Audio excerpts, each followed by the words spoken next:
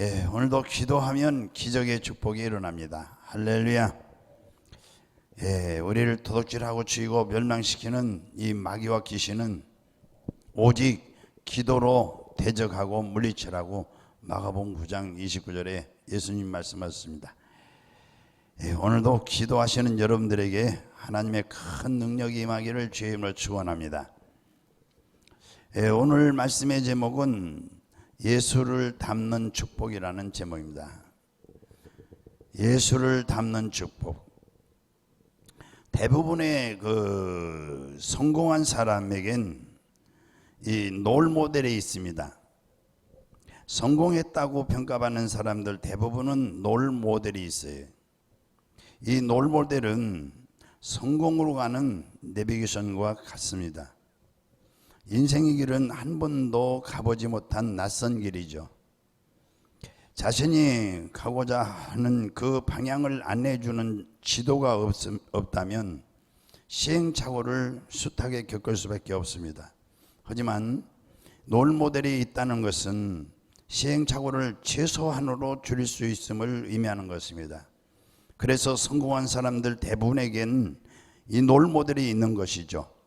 오늘 본문에는 우리도 닮아가야 할 영적 롤 모델이 있다고 말씀하고 있습니다.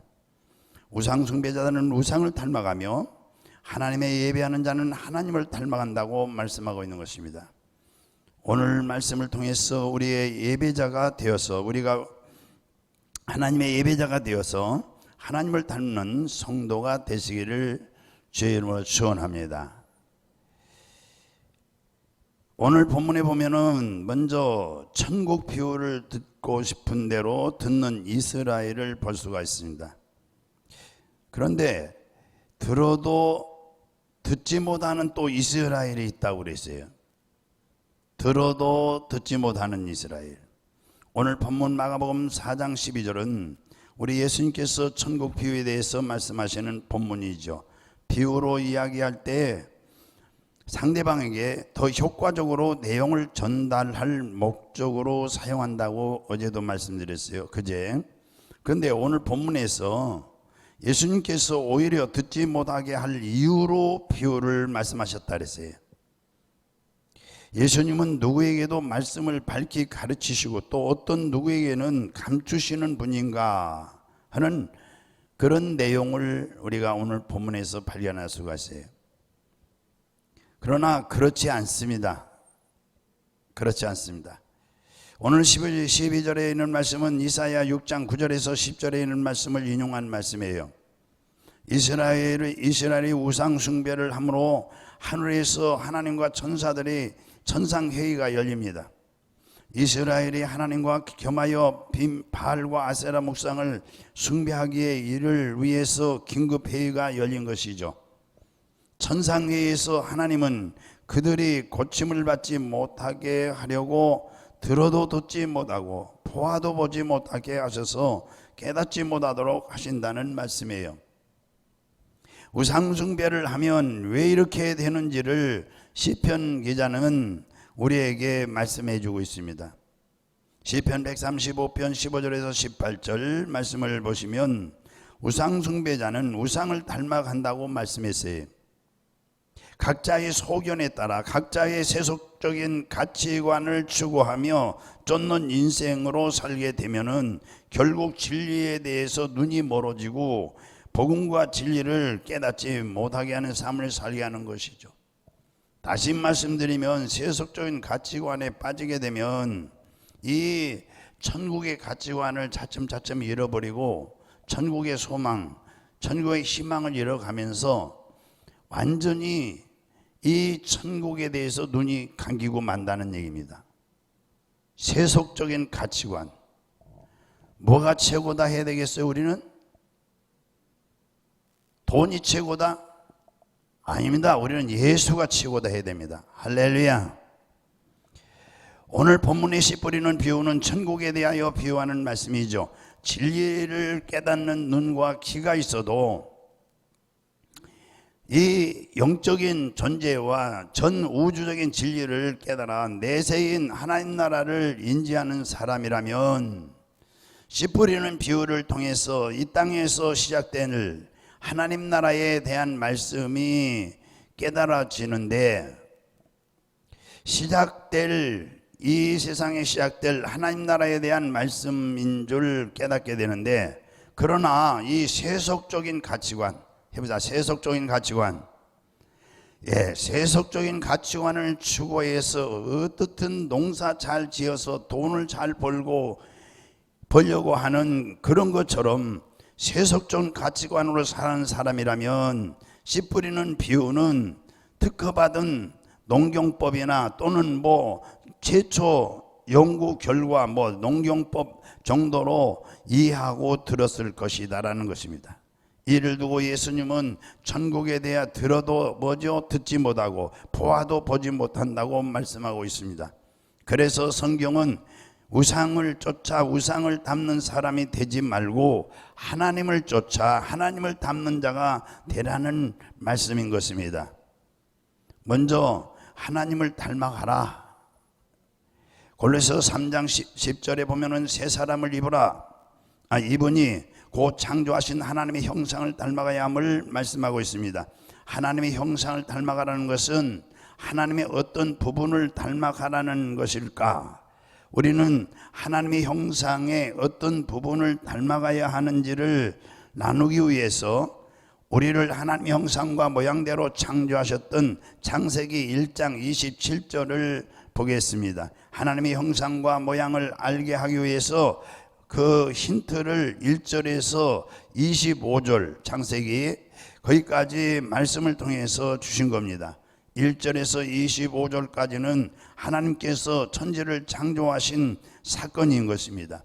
하나님께서 천지를 창조하셨지만 그 모습은 혼돈하고 공허하고 흑암 깊음 위에 있었습니다. 그래서 하나님은 수면 위에 운행하셨는데 그 운행하심을 첫째 날부터 여섯째 날까지 창조된 천지를 말씀으로 다스렸습니다. 그러자 혼돈했던 그 천지는 하나님께서 보시기에 심히 좋은 모습으로 변하게 된 것입니다. 하나님이 우리를 하나님의 형상과 모양으로 창조하셨다고 그렇게 하시는 것은 천지를 다스리심으로 심히 보시기에 좋은 모습으로 변화시킨 것처럼 우리도 죄로 망가진 이 땅을 하나님께서 보시기에 좋은 정말 심히 좋은 모습으로 변화시켜야 하는 하나님의 대리 통치자로 창조하셨음을 말씀하시는 겁니다. 대리 통치자 뿐만 아니라 하나님의 영적 성품도 우리에게 주셨습니다. 과연 우리에게 주신 하나님의 영적 성품은 무엇이겠습니까? 우리는 하나님의 대리 통치자로서 어떤 모습으로 이 땅을 하나님 나라로 세워나가야 되겠습니까? 먼저 회복해야 할 우리 안에 있는 하나님의 영적 성품이 성품이 변화돼야죠. 그래서 먼저 망가진 우리 안에 있는 하나님의 영적 성품, 출애굽기 34장 6절은 하나님께서 이스라엘을 용서하실 때 하시는 말씀으로 하나님은 자비로우시고 은혜로우시고 노하기를 더디하시는 분이시며 인자와 진실이 많으신 분이시기에 금송아지 숭배를 한 이스라엘을 용서하신다는 말씀이죠. 이것이 하나님이 가지고 계신 성품인 것입니다. 그리고 곧 우리의 성품이기도 하는 것입니다. 우리를 창조하실 때 하나님의 모양과 형상을 닮은 성품이기 때문에, 그러나 우리는 하나님처럼 되려고 하는 순간 우리 안에 하나님의 형상과 이 모양이 깨졌고 더 이상 하나님과 교제할 수도 또 하나님을 예배할 수도 없게 된 것입니다. 그 병든 모습은 창세기 3장 16절에서 말씀해 주고 있습니다. 하나님께서 저주하시는 내용이죠. 얼핏 보면은 아내가 남편을 너무 사랑하여 원하게 된 것처럼 보입니다. 그러나 원하고라는 단어의 뜻이 이 원하다는 뜻이 아닌 것입니다. 이 단어는 사냥감을 원하는 사자를 표현할 때에 사용하는 단어예요. 사자가 사냥을 위해서 납작에 엎드려 있다가 으르르르 그러죠. 그리고 기회를 보고 이제 있다가 딱 기회가 오면은 이때다 그러게 싶으면은 표하면서 먹이를 향해 돌진하는 것입니다. 바로 사냥을 위해 기회를 엿보고 있는 사자처럼 남편과 아내는 서로 이기려고 기회를 호시탐탐 노리다가 헐뜯고 싸운다는 말씀의 의미인 것입니다. 이 모습이 죄로 타락한 우리의 모습인 것입니다. 행복 모임을 하다 보면은 행복 모임 뭐죠? 전도의 터전이죠. 예. 행복 모임을 하다 보면은 복음을 전하다 보면은 핍박받을 때도 있고 그래서 속상해서 이불킥을 할 때도 있고 그러나 베스트들의 이 당연한 모습이죠. 그게 당연한 모습이죠. 이것으로 우리는 속상해할 필요가 없어요. 그래서 그들의 망가진 하나님의 형상과 모양을 회복하기 위해서 우리가 복음을 전하고 진리를 깨닫게 하기 위해서 행복 모임을 하는 것입니다. 먼저 우리 안에 있는 하나님의 영적 성품을 회복시키기 위해서. 그래서 미가서 6장 7절에 8절을 통해서 하나님의 형상과 모양을 회복해야 할 우리에게 말씀하고 있습니다.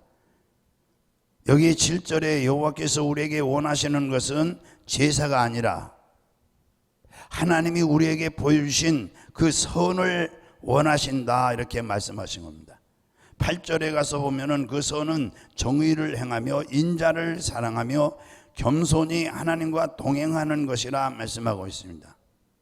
이 말씀은 이스라엘은 출애굽 이후부터 신약시대 전까지 죄를 짓는데 그때마다 참고 인내하면서 하나님이 용서해 주셨어요. 이것이 우리에게 보이신 하나님의 선이에요. 그렇잖아요. 오늘도 우리는 마땅히 버림받아 마땅하고 지옥 가야 마땅한 죄가 있잖아요. 이 하나님의 성품 때문에 용서하시는 이 성품, 이 용서하시는 절정의 사건이 있습니다. 바로 신약시대에 예수님께서 성육신 하심으로 십자가에서 대속하시는 사건인 것입니다. 용서하시는 하나님은 우리를 사랑하셔서 죽기까지 인내하시고 기다리시고 참으신 겁니다. 이렇게 선을 보이신 하나님은 나는 너희에게 많은 것을 바라지 않는다. 너희는 늘 범죄하였지만 나 여호와는 한결같이 신실하게 너희와 늘 함께 있었다. 이처럼 너희도 나와 늘 함께 있어 동행하라. 이렇게 말씀하시는 것입니다. 행복 모임을 하다 보면은 복음을 전하다 보면은 핍박을 받을 때도 있고 돌아오는 거친 언행에 속이 상할 때도 많습니다. 그러나 우리는 속상해야 할 필요가 없습니다. 그것은 그들의 뭐죠? 당연한 모습입니다. 당연한 모습이에요. 하나님의 형상이 깨진 그들의 성품은 당연한 것입니다. 그래서 그들의 망가진 하나님의 형상과 모양을 회복하기 위해 우리가 복음을 전하고 진리를 깨닫게 하기 위해서 행복 모임을 하는 것입니다. 첫째, 성령 충만으로 회복할 때 지어져가는 하나님의 나라. 그런 망가진 우리 안에 하나님의 형상과 모양을 어떻게 회복해야 할까? 사도 바울은 갈라디아서 5장 22절에서 26절에 우상숭배를 함으로 우상을 닮아가지 말고, 이것은 우상숭배를 닮아가는 뭐라 그랬죠? 앞에서요? 세상 가치관으로 살지 말고 그 소리예요. 오직 성령으로 충만하여, 이 하늘의 가치관이에요. 성령으로 충만하여 하나님의 형상과 모양을 회복하라고 말씀하고 있는 것입니다. 성령 충만이 무엇입니까? 성령 하나님께서 우리 안에 내재하심으로 우리를 뭐죠? 통치하시고 다스리는 겁니다. 우리가 정말 성령의 지금 통치를 받고 다스림을 받습니까? 내가 내 안에 왕자에서 하나님과 힘겨루기 하면서 내가 내 안에 내가 주인이잖아요. 내가 나를 통치하려고 그러잖아요. 그래서 내 안에 오신 성령님과 하나님과 힘겨루기 하면서 내 뜻대로 살려고 하는 것이 아니라 전적으로 하나님의 통치에 순종함으로, 하나님의 인도하심에 순종함으로 나의 왕자를 성령께, 하나님께 내어드릴 때 비로소 하나님은 우리 안에 병든 하나님의 형상과 깨진 하나님의 형상, 이 모양을 회복시켜 주심으로 성령의 열매가 겉으로 보시기에 나타나는 것입니다. 열매는 나타나는 것이죠. 그래서 성령의 열매 9가지가 있죠. 사랑과 희락과 화평과 오래 참과 자비하심과 양선과 충성과 온유와 절제라 그랬죠. 하나님의 이게 형상, 하나님의 형상, 종합 선물 세트입니다. 종합 선물 세트. 하나님이 우리에게 선물로 주셨다 했어요. 이 성령의 열매는 선물입니다. 그래서 종합 선물 세트와 같아요. 우리에게 회복시켜 주신다는 말씀이죠. 회복된 우리는 에베소 2장 22절에 그리스도 안에서 하나 되어 하나님 나라를 세워간다고 말씀했어요. 그래서 우리는 저렇게 같은 말, 같은 마음, 같은 뜻, 같은 열매라는 것을 의미를 알아야 돼요. 성령 충만으로 하나님 형상과 모양이 회복될 때 시기하던 모습, 미워하던 모습, 다투던 모습은 사라지게 되는 것입니다. 그리고 성령의 열매로 사랑함으로 오래 참고 견디고 화평케 되는 것입니다. 그렇게 함으로써 주 안에서 서로 하나 되어 온전한 하나님 나라 공동체를 이루게 되는 것입니다. 그리스도 안에서 함께 지어져 간다는 것은 바로 주 안에서 서로 하나 될 때 하나님 나라가 세워져 간다고 말씀하고 있죠. 마귀는 뭐죠?